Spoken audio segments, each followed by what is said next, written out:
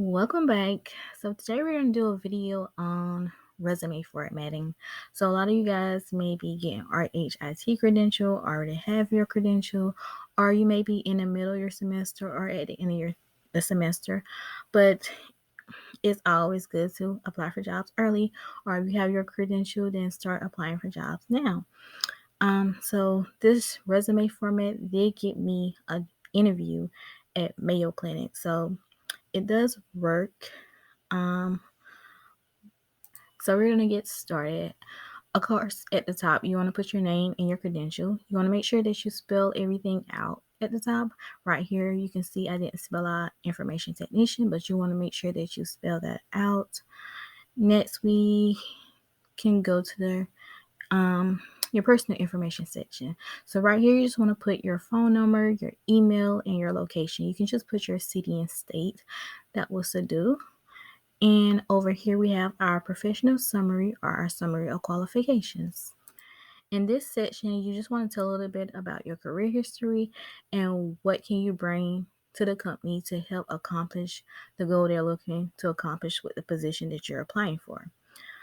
Next, we have education. So in the education section, you're going to list your degree and your high school education out over here. So if you haven't quite finished your degree, you can just put present, or if you finish, then you can just put the dates. Just make sure you list all your education in this section. Next, we have career and key achievement. Over here is a section that you want to put all the career highlights or the achievements that you accomplished throughout your career history. And you can go into detail and make sure you quantify this section. So you want to use numbers and show the percentages, or just quantify this section and to give them an ideal or a picture of what you did and how you accomplished it in this section. Over here, we got professional skills. So you want to list all your professional skills that correlates the position that you're applying for. So you're applying for an HIM position. You want to make sure that you list all the skills that an HIM specialist should have. So knowledge of medical records, knowledge of record and content management. Just list those skills out on this section. Next, we have the EMR section. So that's electronic medical records skills. And in this session, you want to just list out the systems that you're proficient in or have knowledge in. And of course, the experience. You want to start listing your experience under the experience section. And I know a lot of you guys, if you're in your last semester or you already have your degree, you probably had an internship. So under your internship, you want to list out the things that you did in your intern that correlates to position as well. So you're applying for a revenue cycle management position. If you did anything with RCM in your internship, make sure that you list those sections here in detail. If you're applying for a HIM specialist, again, just list out the things that you did that correlates that.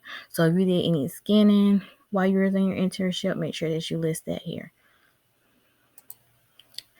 Next, we're going to have soft skills. So your soft skills section, you just want to list out things that that's useful, but it doesn't necessarily requires you to have for your job. So let's say Microsoft Office. You may not have to use that with your job, but most companies do. So that's a good skill to have. Computer literacy. The job description may not list that, but you want to put that because you're going to be dealing with computers. Time management, that's a good skill to have as well. So you want to put that, written and verbal communication. So put things like that under soft skills.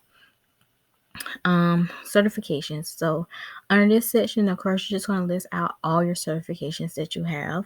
Of course, if you're RHIT credential, then you definitely want to list that here.